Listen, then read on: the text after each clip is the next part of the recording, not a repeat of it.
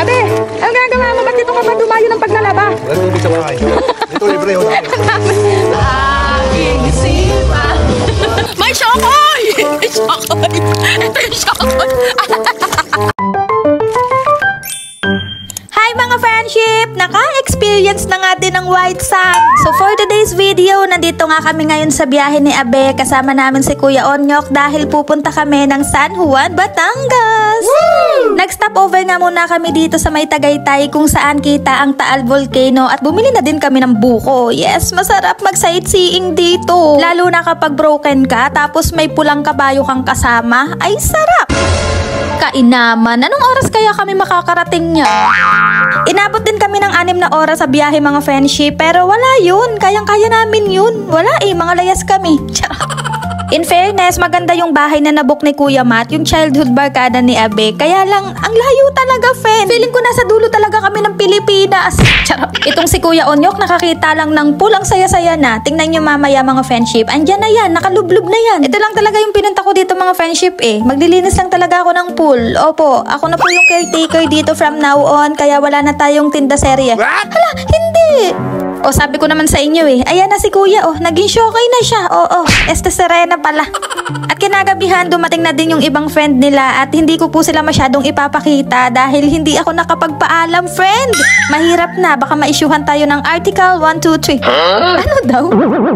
Natapos na nga magluto dyan si Abe at tingnan nyo naman, ang daming pagkain. Puro putok-batok yung nakahain. Wow. Sabi ko nga kay Abe, high blooded na ang 40 ha. Mag-ingat ka. So akala nyo matutulog na ako. Hindi pa mga friend. May dessert pa ako dito. Sabi ko nga kay Kuya, kaunti lang. Kasama na kaunti lang. Okay na?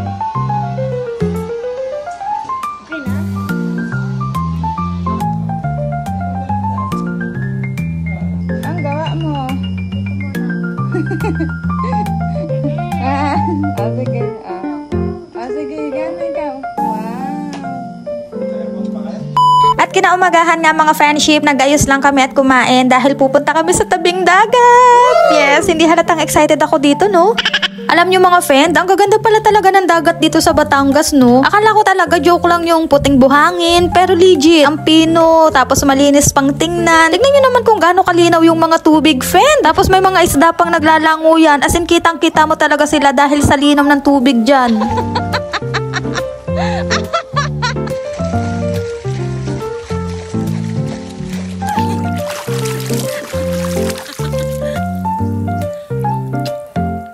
Ito yung syokoy. May syokoy.